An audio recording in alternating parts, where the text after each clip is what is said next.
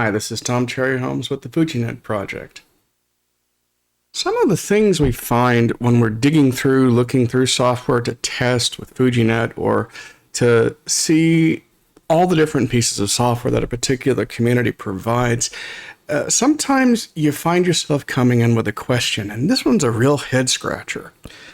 Because apparently, Coleco made a cartridge backup tool that would back up a ColecoVision cartridge to a digital data pack or disk. And they called it the Game Cartridge Backup Tool. It's very, very strange, or more specifically, the file name that we find on Adam Archive is Coleco Game Cartridge Copier.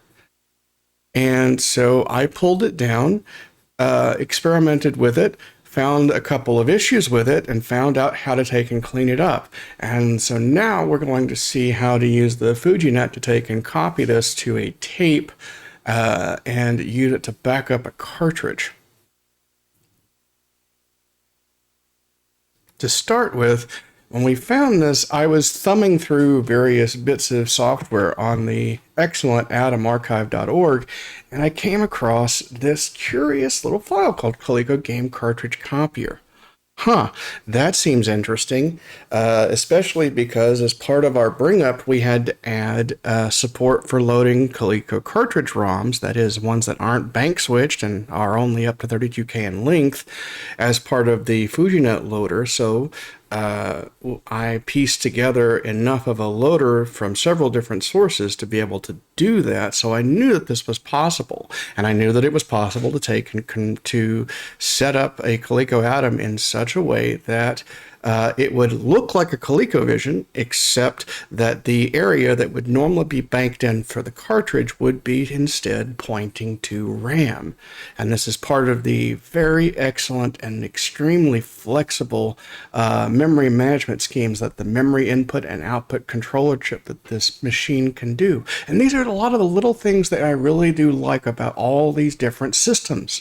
They all have their interesting little quirks, and this is one of them. And one of the side effects of all of this is because of all of this, you can copy a cartridge to a tape and load it from that tape without any additional hardware or anything extra. In fact, there's no actual copy protection. And in a greater scope, actually, I'm actually very surprised at the complete lack of copy protection on the Coleco Adam in general, and the fact that Coleco actually made a utility to do this. If anybody has any more information on this particular tool, please speak up in the comments or contact me below, because I would really like to know what they were thinking here. So I brought this in and took a look at it, and one of the things that I realized was that in particular, there were already files in the directory. Well, that's no problem. You think that there's a option to take and delete the directory, right? So I did that, and it still wouldn't let me write anything. It would keep saying that there was no space left on the data pack to store any more games. So I did a little reverse engineering to try and make it work. If we come in and open this up in a hex editor, this is the DDP file itself.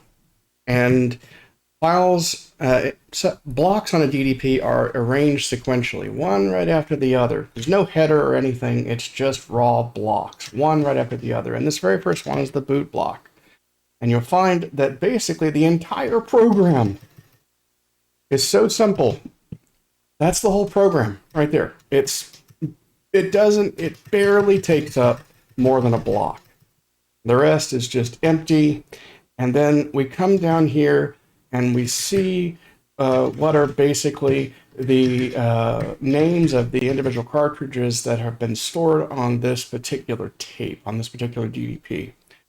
Well, turned out all that we really needed to do was to blank this out so that we could take and write some more. Not a problem.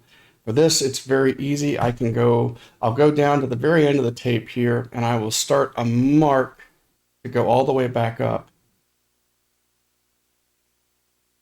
Let's see. In fact, I will just Control G and go all the way to the end here. and we will set a mark right there. So now we go up, and we can now go all the way back to roughly about 0800 here. That's where the first cartridge goes, right there. And you can tell right there because of the cartridge header, 55AA, right there. And the cartridges are stored sequentially on the tape, one right after the other, with that directory block right in front of it. So in that one place. Well, we need to do a little cleanup first. So what we need to do instead now, we need to go up a little bit, all the way up to about 7A9 here, which is where all the data starts here. And we just need to zero it out. We'll use the fill function in this hex editor to do it. Escape I, add the string to fill with, and we'll set all that to zeros. Sorry, do that one more time. Not ASCII string, but hex string. Let me, ooh, that's because I was on the other side there. Let me do that one more time. Escape I, hex string 0. Clear everything out. And after a little bit of reverse engineering on top of that boot sector, because this was so simple, I was able to run this through a disassembler to figure out what it was reading here. And down here at 7FFF, we actually need to make this be the starting block for the next file. In this case, since blocks 0 and 1 are taken up by the game cartridge copier, we need to start at block 2. 02. So there we go. That's all we have to do. And once we do that, we can save the file. I saved the file and put it up on the apps.irata.online TNFS. And that's all we really had to do here. So we come down through here. I'll bring up my Adam now, and we will use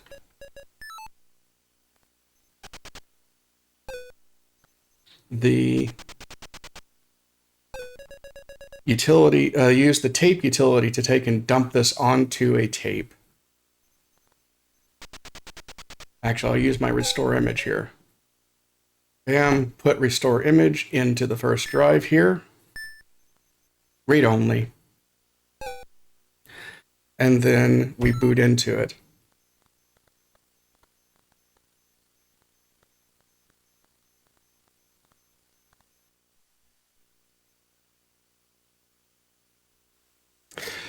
And again, this works very much like the config program, except this will let you take and select a DDP to write directly to a tape. So you can use this to restore corrupted tape, that sort of thing. So DDP. So we'll go ahead, go to Adam Apps here, pick up Coleco Adam.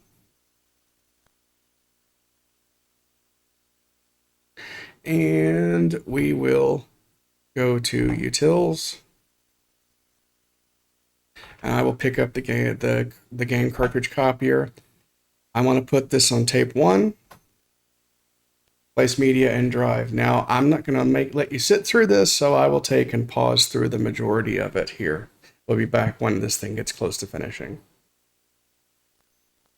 You can see that we've started copying here.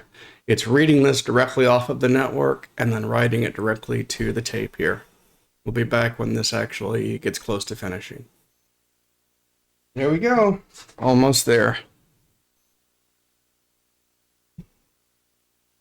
So as you can see, this is a really nice utility to take and quickly get something off the FujiNet and drop it onto tape if you need to recover a tape for some reason.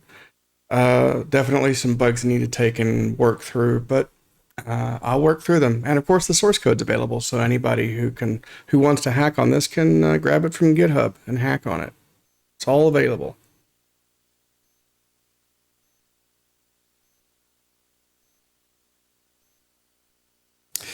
There we go. We're done. The tape will rewind, and once we're rewound, we'll take and boot into this and see what this thing's all about.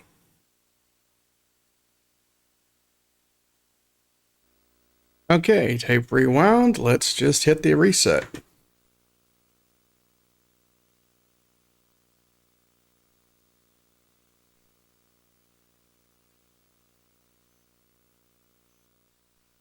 So we are presented with our game backup screen here.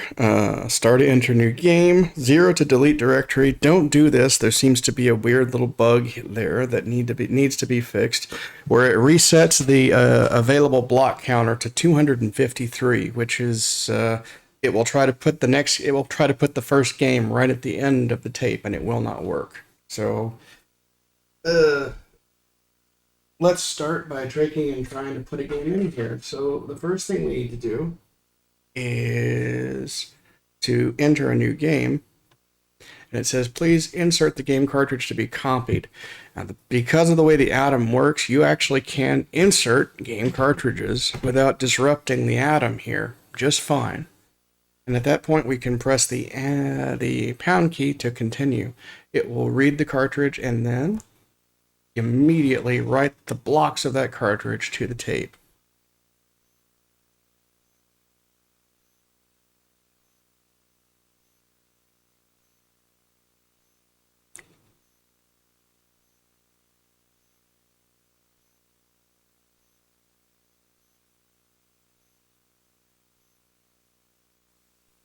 So there we go. Please, we backed up the cartridge. We just need to give it a name. So in this case, this one is Turbo.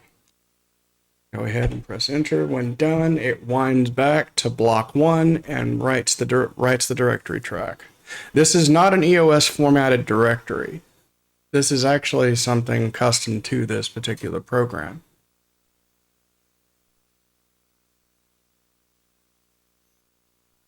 So there we go. Now we can take the cartridge out and we'll do another one. See, that's like, this is like way too easy.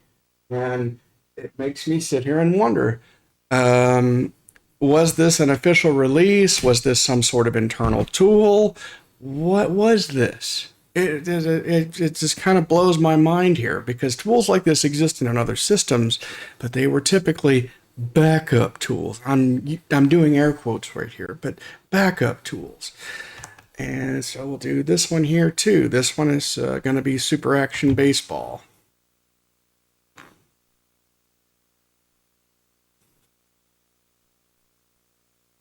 It takes and writes it to the tape. Give it a few moments.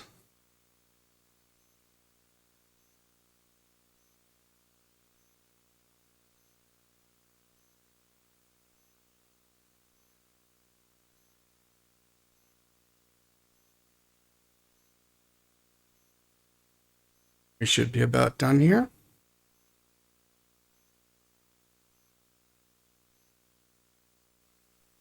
Okay, that was probably a 32K game, so it wrote 32 blocks worth of data to the tape. So, again, this is 10 characters max. I don't know, it's an awfully arbitrary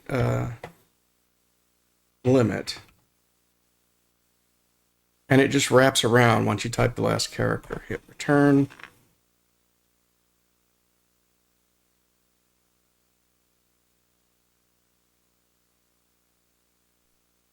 It writes the directory track.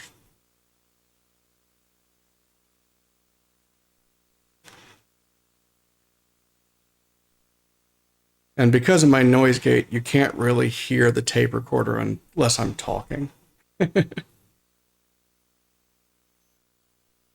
So there we go. We've got 2 games that we've backed up here. I can take and remove the cartridge. We can play one of them, sure. I mean, if we want to take and play an existing game. So now, when we boot it, in fact, when we boot into this, I just press the reset.